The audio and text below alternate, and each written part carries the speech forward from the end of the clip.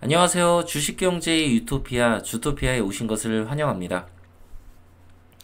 자, 제가 한 6일 만에 이렇게 영상을 올리게 됐는데요. 되게 목이 안 좋았었는데, 지금은 조금, 많이 나아져서, 예, 오랜만에 영상을 한번 찍어야겠다고 생각도 했고, 또 어제 이제 중소은행들 미국, 무디스에서 신용등급을 강등하지 않았습니까? 그래서 이 문제로 굉장히 혼란스러워 하시는 투자자 여러분이 많다고 저는 생각을 해요. 또 이런 뉴스가 나오면, 이런 소식이 나오면 어김없이 이제 할아버지 같은 사람들이 이제 공황이 온다. 모든 게 다 무너진다. 종말이다 하면서 마치 사이비 종교처럼 그렇게 여러분들을 현혹하고 그렇게 이야기를 하는데, 여러분들이 이런 대공황 유튜버들이 하는 이야기들을 좀 믿고 너무 맹신하고 그러시는 것보다는 다른 관점에서 이야기하는, 그러니까 말도 안 되는 이야기를 하는 게 아니라, 아, 같이 이제 포괄적으로 이야기를 하면서 왜 지금 당장 공황이 오지 않는지, 그런 이야기를 하는 유튜버들의 목소리도 여러분들이 귀 기울여 들으실 필요가 있습니다. 그래서 오늘 영상을 보시고 앞으로 증시를 어떻게 대처해야 되는지 그것들을 꼭 알아가셨으면 좋겠습니다. 구독과 좋아요, 알림 설정 부탁드리고요. 지금부터 시작하겠습니다.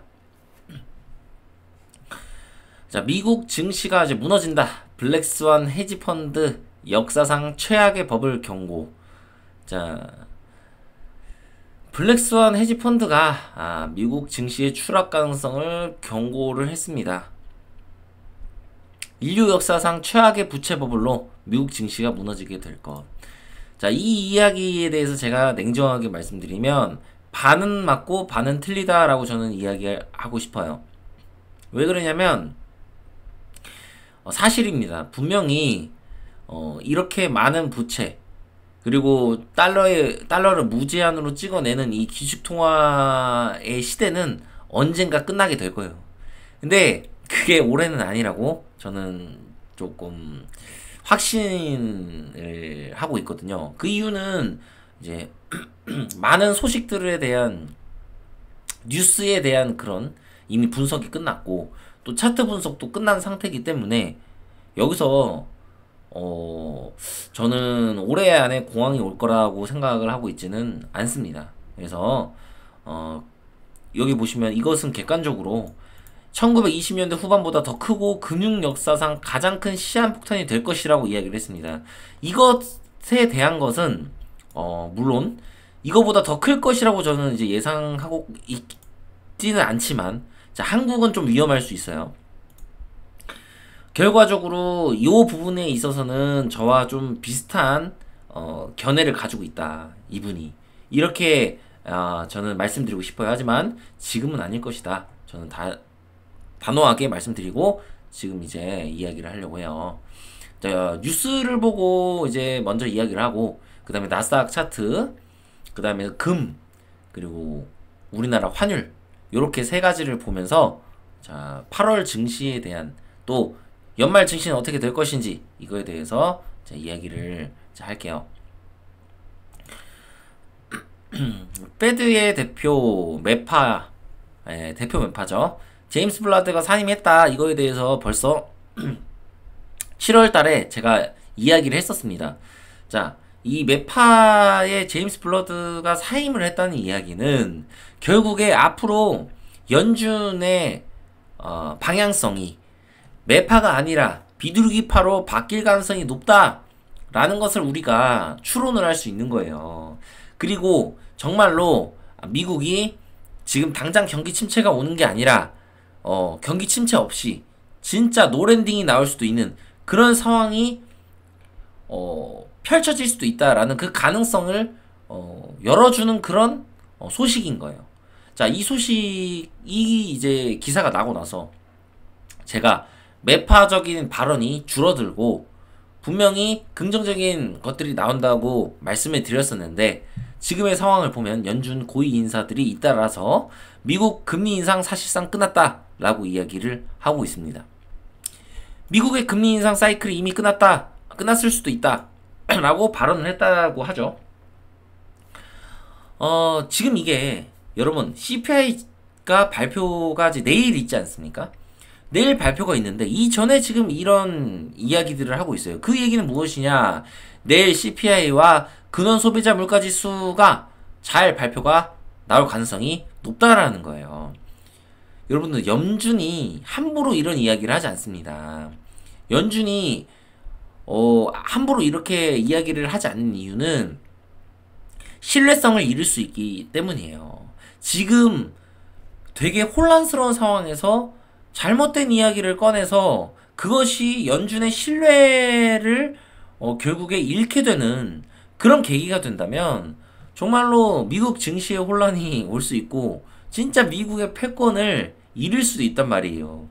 그렇기 때문에 여러분 이런 것들이 어떤 음모론이나 그런 게 아니라는 점을 제가 다시 한번 말씀을 드리고 싶습니다. 왜냐면 워낙 할아버지 같은 사람들이 음모론을 막 펼치니까 말도 안 되는 얘기를 하니까 그거에 이제 빠져가지고 헤어나지 못하고 잘못된 매매를 하고 잘못된 생각을 하면서 결국에 나중에 후회할 수밖에 없는 그런 상황이 펼쳐질 수밖에 없는 거거든요. 그래서 여러분들이 잘 생각하셔야 되고 지금이 정말 중요한 시기입니다. 투자를 하기에. 그래서 여러분들이 신중히 생각하고 판단하셔야 되고요. 자, 무디스가 미국 중소은행 신용등급 무더기 강등했다. 이거 어제 나온 뉴스 살펴보겠습니다. 결국에 11개의 은행의 등급 전망은 안정적에서 부정적으로 변경을 했습니다. 자, 근데 이거는 충분히 우리가 예상할 수 있는 시나리오 중에 하나였겠죠? 자, 왜 그러냐? 당연한 겁니다. 지금 금리 엄청 올려놓고 그 미국의 SVB 은행 파산 사태가 일어났어요. 3월에. 그 뒤에 당연히 중소은행은 안 좋을 수밖에 없죠. 근데 그 상황에서 이미 JP모건이라든지 큰 대형은행이 문제가 생길 경우에 인수를 하겠다라고 이야기를 해놓은 상태입니다. 예. 그러니까 당연히 안 좋을 테니 무디스가 이렇게 할 수 있다는 거예요. 아니 피치가 미국 신용등급도 강등한 상황에서 이거는 당연히 나올 수 있는 악재죠. 그래서 아주 큰 악재라고 우리가 보시면 안 됩니다. 아시겠죠? 자, 이걸로 너무 많은 상상을 하면 안 돼요. 충분히 나올 수 있는 악재였기 때문에. 자, 심지어 상업용 부동산 문제도 예상할 수 있는 악재예요. 그죠? 돌발 악재는 맞지만 어느 정도 예상을 할 수 있는 문제. 자, 그럼 상업용 부동산 문제가 많이 터졌다. 야, 그러면 증시 이거는 조금 크게 조정받을 수 있어요. 크게. 자, 근데 이거는 그거하고는 째바리가 안 되는 그런 약간 뭐라고 해야 될까요? 소나기 같은 그런 느낌의 악재라고 우리가 생각하시면 됩니다. 아시겠죠? 자, 근데 우리가 추가적인 악재가 나올 수 있는 상황을 우리가 이제 배제할 수가 없는 게 여기 보시면 잠깐만요. 있었는데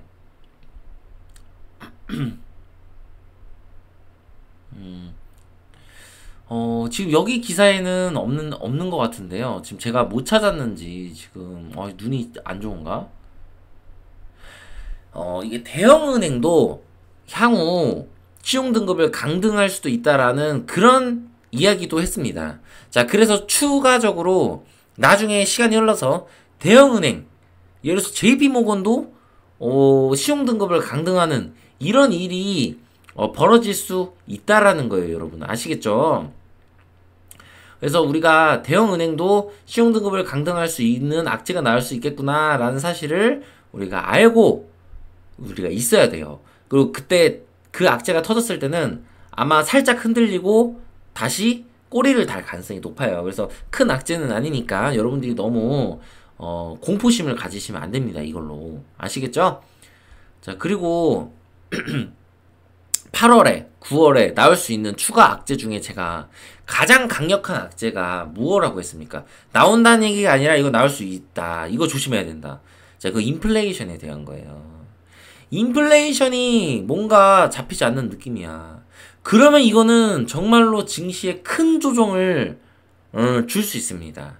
이것은 스태그플레이션에 대한 위협의 증가로 우리가 봐야 돼요.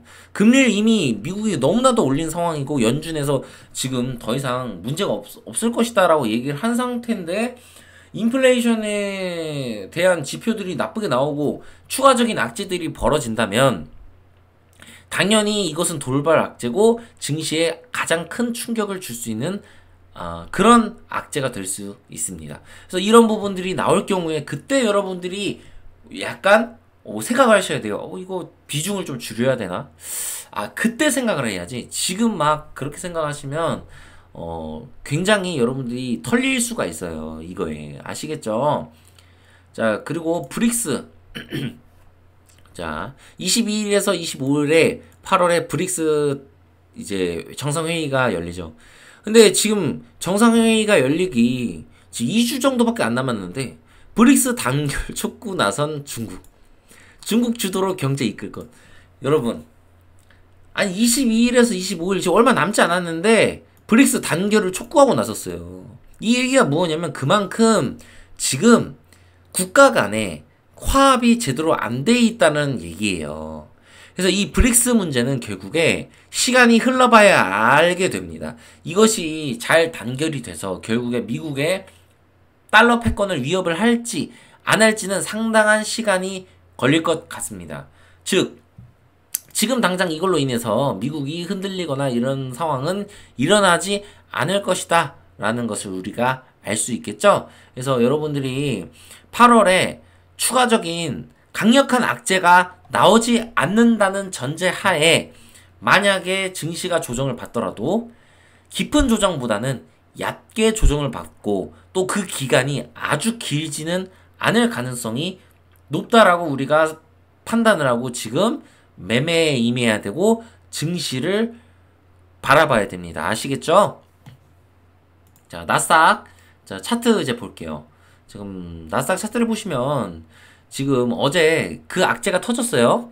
자, 중소은행 무디스 시용등급을 강등하는 악재가 터졌는데 꼬리를 다는 모습을 보여줬어요. 여러분, 제가 저번에 7월에 증시가 이제 생각보다 강할 거라고 말씀을 드렸었는데 이 15,700 구간이 이 구간이 여러분 상당히 강력한 저항이란 말이죠. 그래서 이거를 한 번에 못 뚫을 수도 있다라고 제가 말씀을 드렸습니다. 뚫을 수도 있고요. 못 뚫을 수도 있어요. 근데 결국에 못 뚫고 지금 밀린 상태예요. 자, 그럼 여기서 이 강력한 이 매물을 못 뚫고 바로 여기서 흐르고 시세가 끝나고 진짜 대공황이 올 것인가? 그거는 아니라는 거예요.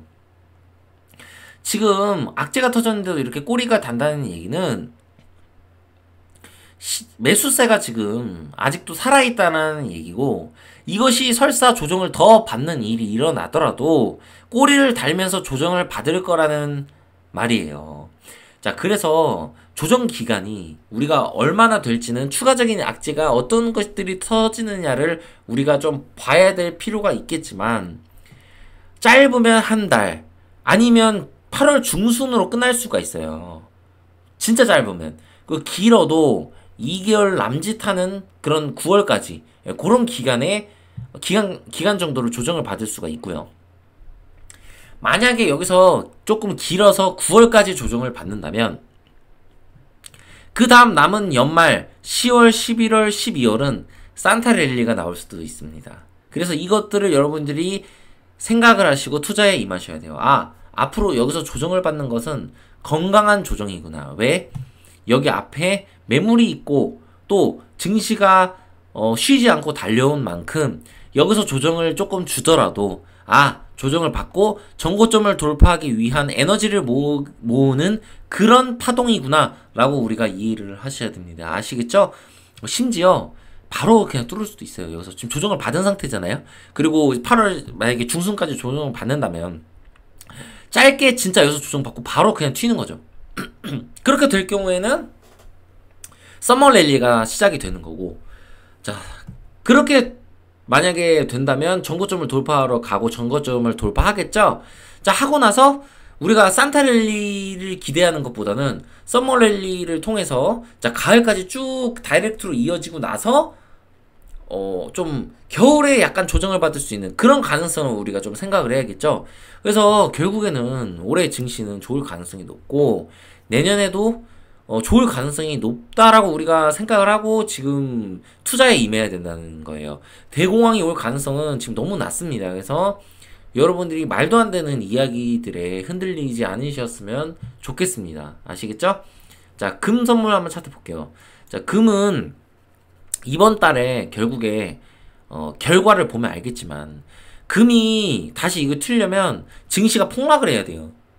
자, 그리고 브릭스 문제가 막 갑자기 급부상해가지고 미국의 달러의 패권을 위협한다. 이런 뉴스들이 터지면서 금이 상승하는 그런 상황이 벌어져야 된단 말이에요. 근데 지금 우리가 뉴스를 보고 차트를 봤을 때 그럴 가능성이 있겠어요? 없겠어요? 없겠죠. 거의 가능성이 낮겠죠.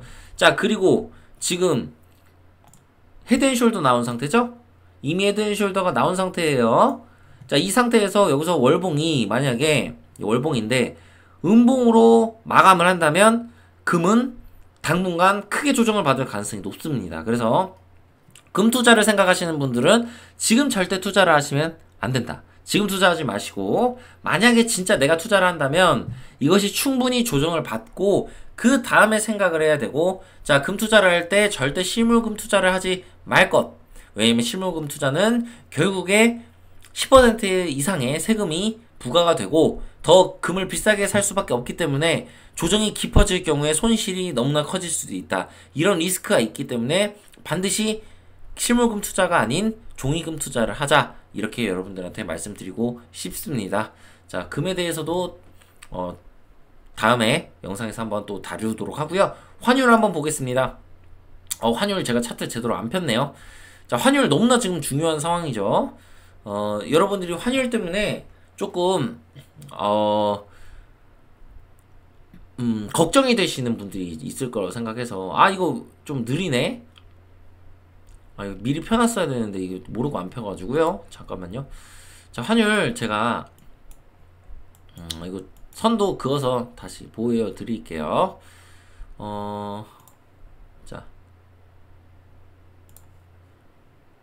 자, 선 그어서 보여드릴게요. 자, 지금 여러분 여기 지금 저항선에 걸려있는 모습이에요. 그죠? 환율이 만약에 지금 제가 이 박스권에서 움직일 거라고 예상을 했잖아요. 요 지금 추세선에서. 근데 만약에 환율이 여기서 이렇게 튀잖아요. 튀어서 여기서 장대 양봉을 만들고 끝나잖아요. 자, 그러면 우리가 조금 경계를 해야 돼요. 근데 제 개인적인 판단으로는 추가적인 악재가 터지지 않는다는 가정하에 말씀을 드릴게요. 예를 들어서 한국의 신용등급 강등. 자, 이런 거 터지면 여러분 환율 진짜 급변할 수 있어요. 그래서 이 악재가 우리가 터질지 안 터질지는 우리가 알 수 없지만 이런 핵폭탄급의 악재가 터지지 않는 이상 이 박스권에서 움직일 것이다. 제가 이렇게 말씀드리고 싶습니다. 아시겠죠? 그래서 만약에 이거를 다시 추세선을 돌파하고 이 장기 추세선을 여기에 양봉으로 월봉이 안착하게 되는 상황이 일어난다면 이거는 경계를 해야 됩니다. 증시가 진짜 크게 폭락할 수도 있겠구나. 아시겠죠? 그런 상황이 나오지 않는 이상은 결국에 이 추세선을 돌파하지 못하고 여기서 밀리고 이 박스권을 형성할 가능성이 높다라고 여러분들이 현재는 바라보셔야 됩니다. 아시겠죠? 이거면 1300 지금 초반 구간인데 제 개인적인 판단으로는 이것이 다시 밀리면서 1200원대 중후반대에서 형성될 가능성이 높다라고 저는 이렇게 판단하고 싶습니다. 아시겠죠? 그래서 너무나 많은 걱정을 하지 마시고 여러분들이 긍정적으로 시장을 바라보셨으면 좋겠습니다. 자, 구독과 좋아요, 알림 설정 부탁드리고요. 주식경제 유토피아 주토피아였습니다. 감사합니다.